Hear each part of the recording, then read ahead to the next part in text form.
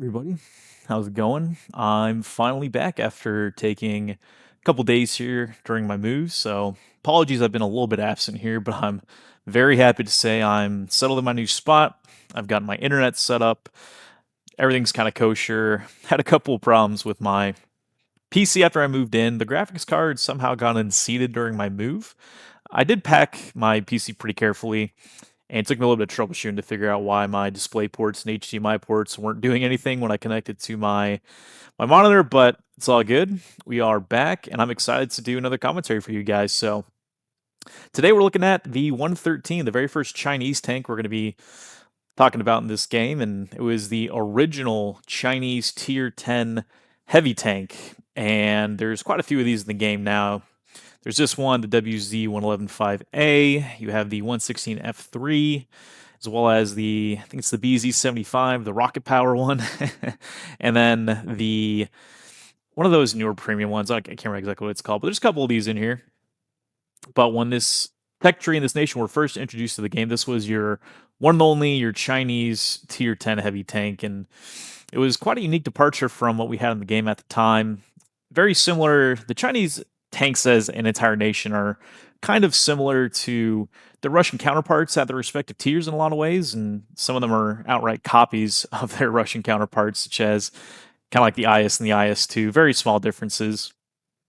And the 113 being the top tier Chinese tier 10 heavy tank had some similarities with the IS-7, but also differed in quite a few important ways. So this was a really exciting tank when it came out, and we're going to talk about what it was like and how it's like now, because it's seen quite a few significant changes. And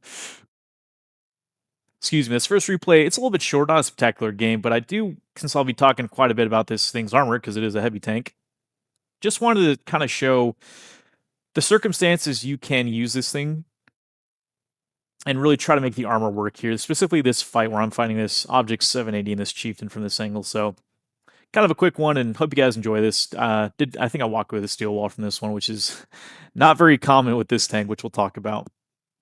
So, what's kind of unique about this tank? What was strong about when it came out? Well, it has a 440 alpha damage, 122 millimeter primary armament. And when it came out, this thing had a base reload of, I believe, 10 and a half seconds.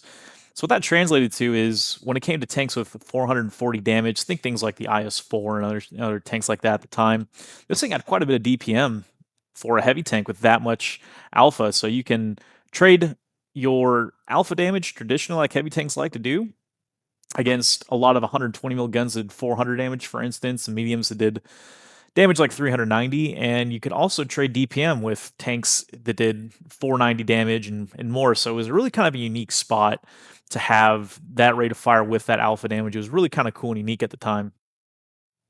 The other big strength that you saw, certainly at the beginning of this game, was the fact that this thing does 50 kph. I think this tank, more than maybe any, really embellishes and embodies the heavium playstyle and really leans more towards medium than heavy, unlike some other heavy tanks. Some that we talked about, kind of like the T110E5, that errs a bit more on the heavy side of the heavium analogy or archetype. This thing definitely goes really far in on the medium tank. 50 kph with a pretty good horsepower per ton. You'll hit that a lot. It's really, really quick. You can actually kind of move with your mediums and support them for early positions depending on the map and how fast the enemy tanks are. So checking the enemy team lineup is really, really important. It's always important regardless of the tank you're playing, but definitely with this thing, because you can make some fairly aggressive moves towards the beginning of rounds. Kind of like here on Corellia, I came to this spot. I didn't go to the hill, which was definitely the right choice because we didn't have a whole lot of support go up there. But there's times in Corellia, if they have some slow mediums, think like Pattons and things like that, you could definitely make a move to go ahead and contest that hill with the rest of your medium tanks. This thing has the traditional Chinese Soviet kind of curved, rounded turret that's really, really, really troll. Pretty solid, around the chinks in the gun. The flat parts can be penned by high penetration rounds, but they're not so obvious to hit. And shooting at the turret of tanks like this and others that are kind of the Eastern's philosophy, so to speak, they're really not that profitable. So if you're able to hide your hole in this tank, you have a really strong and competent turret, as long as you keep it moving. And to go along with that, this thing actually has 7 degrees of gun depression. Over the sides. I really wish it was over the front, but you see how long this hole is. You can't put the gun that far down over the front because it's just going to hit the engine deck, or I guess more like the upper front plate. And you only get 5 over the front, which is a huge downside. But over the sides, you do get 7, which is kind of unique for this Eastern style heavy tank, any tank of renown, really. Things like T-62s get like 6, the IS-7 gets 5. This thing gets 7 over the side, which can come in handy if you're trying to work ridge lines. You're not going to be a can opener or a super conquer or anything like that, but that 7 degrees over the side does give you just a little bit more flexibility. So we talked about the 440 Alpha and this gun. The other big kind of pro this tank has, and it still had it when it came out, is the heat shells on this thing are very potent. They're 340 millimeter heat rounds, which is just exactly what you need when you're facing enemy heavy tanks with really thick armor that standard rounds just aren't going to consistently go through. If you get some nice flat things to shoot at, like the cheeks of a mouse or any 100 who's not angling very well on his turret, these are fantastic, and you'll see me in some of these replays. I do fire a bit of heat, and if you're fighting super heavies and things like that, that's really what you need to do because you're not a traditional heavy. You really are that heavium in this tank. So fighting super heavies face to face, not exactly what you want to do, but if you have to, you have the ammunition to do so, which is really nice. So that's kind of all the cons here, or I'm sorry, all the pros. What are some of the cons of this tank? Well, I did mention this thing really does kind of err more towards the side of being a medium tank than a heavy, and none more pronounced than this thing's armor. I mentioned the turret is pretty good, and you'll notice I kind of distinctly left out the whole armor. This thing's hull just is not good enough. So you might have seen this thing has a very, very, very heavily sloped upper front plate. You might be thinking to yourself, okay, so shoot the lower plate, right? And that's how you're going to pen this thing. And that's very true. The lower plate isn't well angled and it's not very thick whatsoever. But the upper front plate, as well angled as it is, has two very distinct problems, and they kind of feed into each other. The first is that it's only 120 millimeters thick, and that means your effective armor is even with all that angling just isn't really up to snuff. Even if you angle it sometimes, which is really unfortunate, and this thing suffers really, really poorly against heat rounds. It's doesn't perform the way you want a heavy tank to, because once they load heat, unless you're angling at a fairly significant degree, at which point your side is probably available to be shot, your upper front plate is actually pretty vulnerable, which is kind of embarrassing on a heavy tank, to be frank with you, because at 120 millimeters, like I covered in the FE4202 video, that thing has 120 millimeters of really heavily sloped frontal upper front plate armor. And I said that wasn't even that much of a strength on that machine because it's not consistent. Well, it's the exact same with the 113. The other thing is, since it relies so much on the angle of the upper front plate, and you see how low profile this thing is, that should light off a couple red flags in your head. You are such a low profile tank, which is kind of nice when it comes to peeking up over cover without exposing much of your tank. But once you are exposed, what that means in effect is that people are shooting down at you. So now people are negating the angle of your armor naturally because they're shooting down on it, and it doesn't have enough raw thickness to overcompensate that. And as we kind of talked about with normalization and how that negates an additional bit of angling on armor, that is a recipe for disaster. So, this thing, it really is almost like a medium, and in a lot of ways, it's very similar to the Chinese Tier 10 medium, the 121, which also has 120 millimeters of upper front plate armor in this same gun. Now, to be fair, that isn't angled quite as well, and it's not as well armored as a tank overall, but you can kind of see where the similarities are, and sometimes you're going to be scratching your head thinking to yourself, why am I not just playing that thing, right? I'm not really a heavy, so you got to be very careful with how you engage if you decide to play front line and say, I'm my team's top tier heavy tank. I need to get up front. I need to block damage, because it can be done, and you'll see like kind of that first game where I did get a steel wall. You can block damage, but it takes quite a bit of finesse, and one mistake and you're going to get penetrated in this thing. So you really can't rely on that armor too much. I talked about the turret being strong, and while that's true for most of the turret armor, the downside is that you have fairly significant cupolas on both sides of your turret. The one on the left is a bit more prominent than the one on the right. So when you're looking at this thing, you know, if you're looking at it, the right one is pretty big and easy to hit, but neither of them are particularly small targets. So even when you're hold down, you need to keep the thing moving to make the turret work because if you sit still or if you're moving predictably, people can snipe your cupolas pretty easily.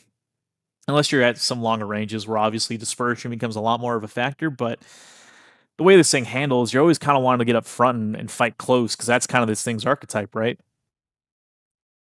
The 5 degrees of gun depression over the front, another pretty big downside. Even though 7 over the side is good for what this tank is, and I have no idea where the hell that shot went. If you saw my reticle, the only thing in that reticle was the side of this tank, and I shot through the truck, and the round just said, "Nah, I'm out. Thanks. Maybe next time." But 7 degrees over the side is still not good, and 5 over the front is terrible. This thing is pretty map dependent in a way that other more flexible tanks really aren't. Think like Westfield. If you're going to the heavy flank up in the northwest corner on those hills, this really is not the machine to be able to fight on those hills effectively. And there's a lot of circumstances where you're just going to be swearing, wishing you were playing a different tank than this thing, unfortunately. The gun handling. All right, so this is where we're kind of going to talk about how this thing has always been and how it is now. So even though you've had good DPM with 440 alpha, this thing has never had good gun handling. At release, it had a aim time of 2.7 seconds, which is not awful, but it's also not good, especially for a tank that's trying to get the rounds out as much as possible. You're going to want to snap shots, and you're just not too accurate much of the time because you're waiting for the gun to aim, and it's just not quite good enough, which is unfortunate. And before I get into some of the other issues with this machine, I'll talk about a bit more about its history, and that is the fact that this thing already went through one of Wargaming's reforges. So I believe it was back in 2023. This thing underwent a reforge to kind of keep it competitive and balanced in the game. So that reforge took its health from 2300 to 2450, which is pretty healthy, and certainly at the time before some other tanks got some health buffs. And its DPM, its base rate of fire went from 10.5 seconds, which is just under 6 rounds a minute rate of fire, to just over at a 9.8 second reload. So a pretty solid DPM buff, really establishing this thing as high DPM, high mobility, and solid alpha damage at 440, right? And then it also got a aim time buff down to from 2.7 to 2.5, which again 2.5 is still not good, but it's better than 2.7. So the gun handled a bit better, and its ammo capacity also got buffed from 34 to 45 rounds. And you got to think you're shooting faster, so having some additional rounds and firepower to try and help you get through those longer games, definitely a nice welcome buff. And after this reforge in 2023, this thing kind of made a bit of a resurgence because at the time these were really solid changes and established this thing's place. This thing had good alpha damage, better than, say, an E5 or a Super Conqueror or 215V, while having similar levels of DPM as those tanks. And it was a really, really nice combination of the factors between that and this thing's speed and its usable turret armor. And you're going to see me here kind of side scraping. And this thing has 90 millimeters of side armor, which is not a lot.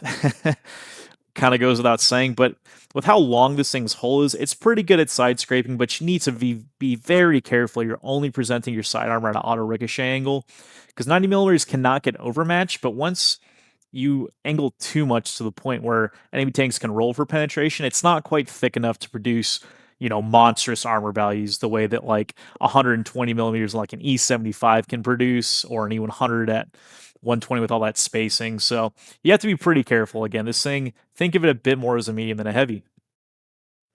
So that reforge was 2023. So what kind of happened between 2023 and now that's made me, I guess, kind of talk about this thing in a little less glowing terms than when it was back then when it got buffed? Well, the thing that kind of put the nail in the coffin for the 113 and a couple tanks at tier 10 really is when they buffed, and I still don't understand why, but they buffed the 120 millimeter cannons at mostly like tier 9 and 10 on Western style vehicles like those aforementioned heavy tanks to 440. And suddenly this thing it went from having a very unique niche of high DPM with 440 alpha to just being completely outclassed. You got to look at this thing and compare it to let's just say a Super Conqueror. The Super Conqueror has the edge in accuracy, aim time, on the move accuracy.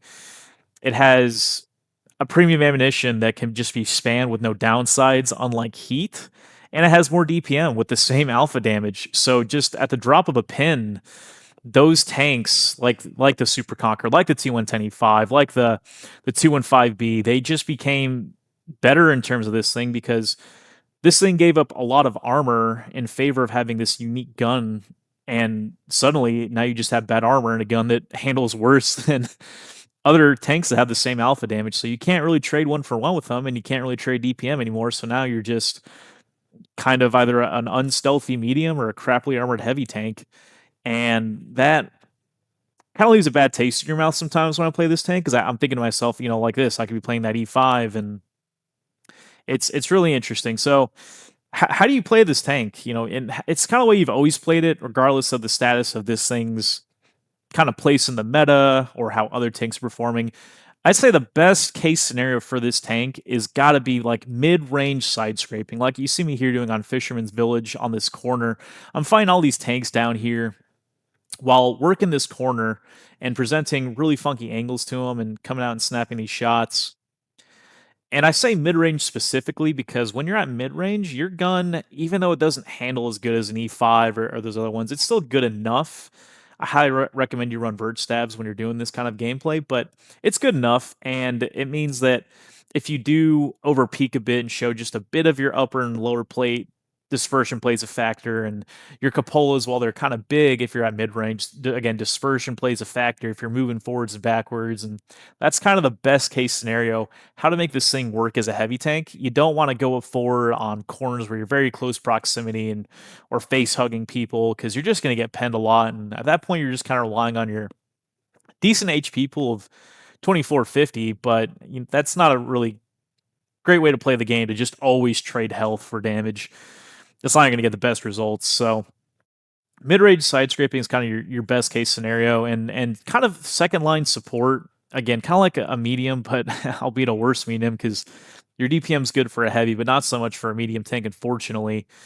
And you want to make sure you're rolling with heavies. If you're the only guy on a flank, or if you're the only heavy and you have a light tank and a medium and maybe like a tank destroyer, you don't have enough beef and enough armor that's going to give people enough challenge to kind of be the wall that really soaks up hits, bounces, ricochets, and keeps a flank steady.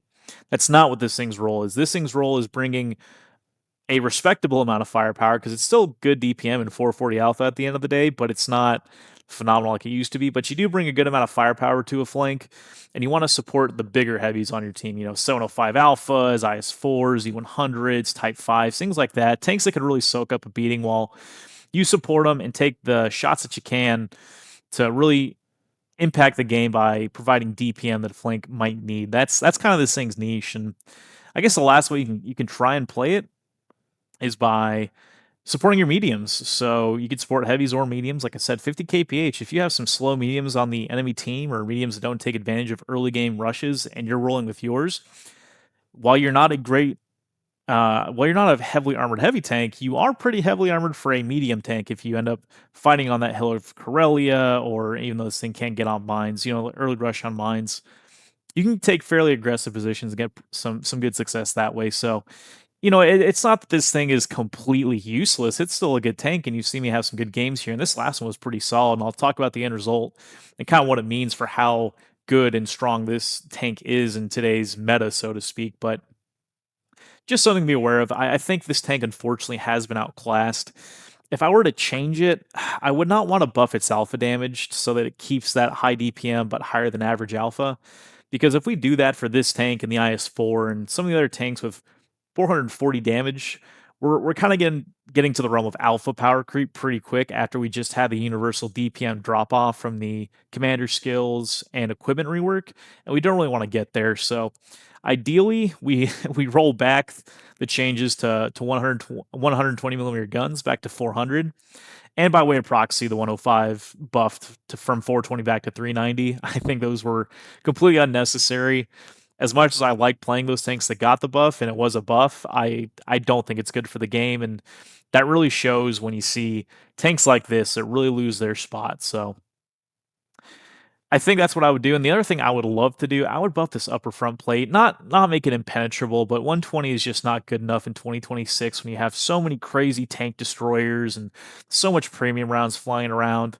I don't think this thing needs to be an E100, but if they buffed it to say 135 or even 140 if they were feeling so bold, I just don't think you should be able to shoot the upper plate of a heavy tank, and that's a viable solution to beating it, regardless of how fast it is. I think this tank has enough drawbacks to where an upper front plate buff would be warranted and would just make it a lot more enjoyable to play. So that's kind of my rant and my talking about this tank and how it's performed and how it's doing. So we're going to talk about this last game here. So we're playing here on steps, and you see me, I'm I'm fighting a super heavy tank, which I said you really don't want to do, but you if you're playing a little bit smart like I am here, playing against their reload and things like that, you can harass them on corners, but you're seeing how awkward it is, even on this slight hill with my gun depression and where my turret's located so centrally on this vehicle. It's not the natural environment for this tank, so you gotta play pretty careful here. And this VK, he doesn't necessarily play bad, but he's a bit too passive in what he's doing.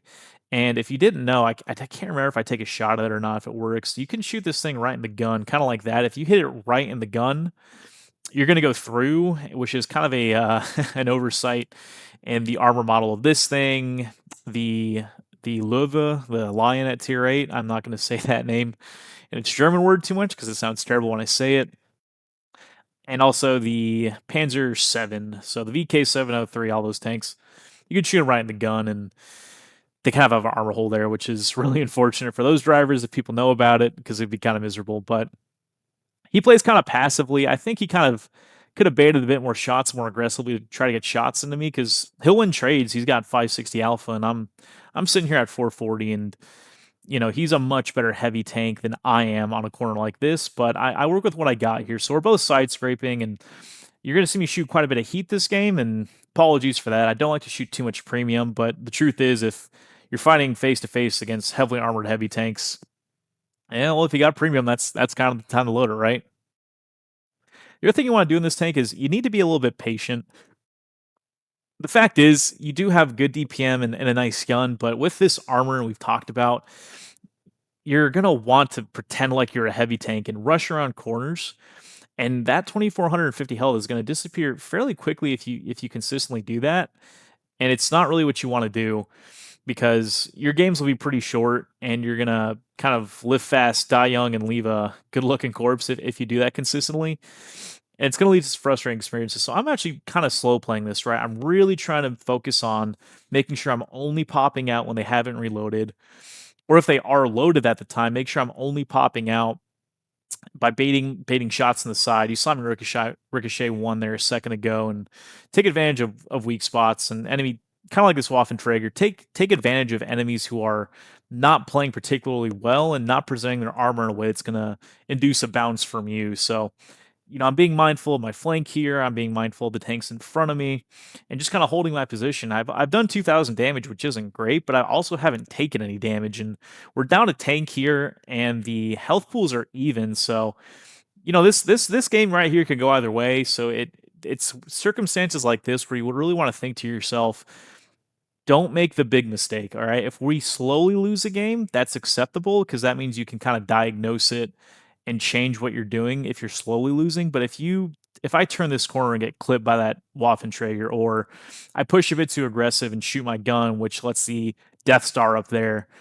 feel confident to crest over and shoot me, my game is going to end fairly quickly in comparison to what it could otherwise, right? So kind of like here, I saved my shot and came over, and he died before he was able to pop back into cover. And now we have a position on this flank, which is a lot more desirable, right? I have no more tanks to my left, which means I could focus on these guys right in front of me with this IS-7 here. And I'm starting to feel like we have a winning position. You've seen that the health and the scores have flipped. We're up 2 tanks. We're up quite a bit of health. And just like that, we were patient enough to take advantage. And when you have a good amount of health in the game, even with something like this, health is a massive resource in World of Tanks because it means you can make more aggressive plays, especially as the game goes on and there's less guns to shoot you. So that effective health you have left, that in this case 1700, is a lot more meaningful than say 1700 health at the beginning of a game when there's 15 tanks that could shoot you. Now they only have 7 tanks, and here in short order that's going to go down to 5, and you're a lot more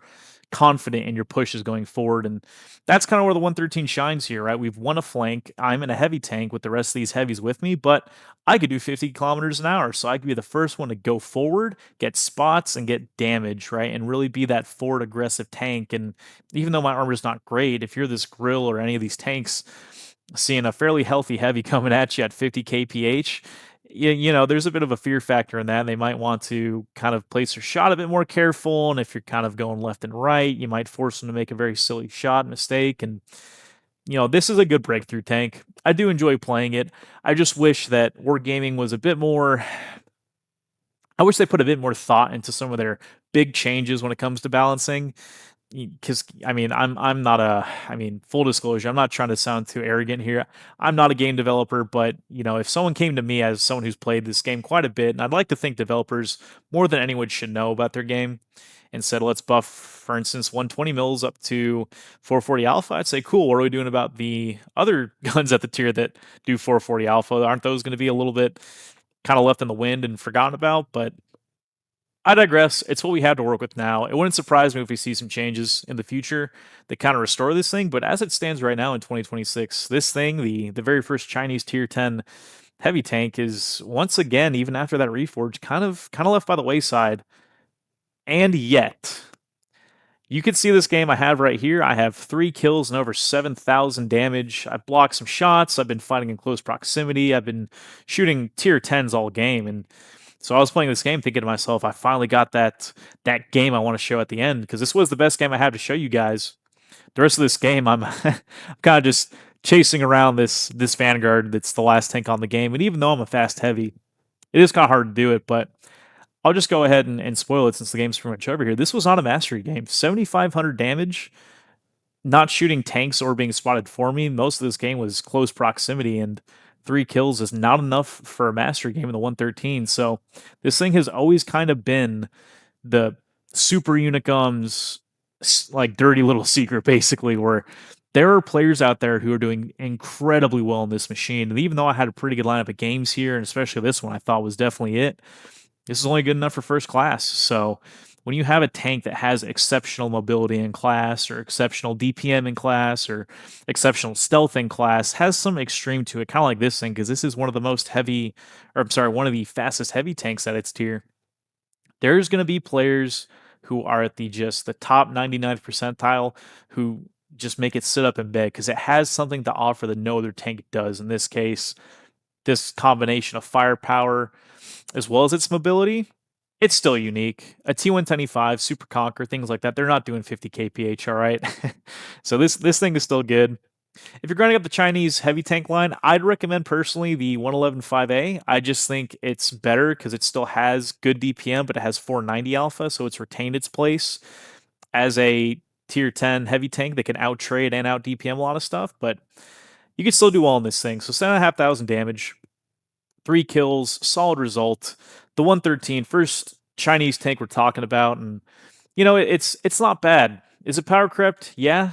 Can you still do well in it? Absolutely. Play smart, work your side armor, and be a bit patient in your games. You could do well. So hope you guys enjoyed that. Let me know your thoughts on the 113. And I'm really excited to go back to recording games for you guys after the move. So you guys take it easy. And until we talk next time, take care of yourselves.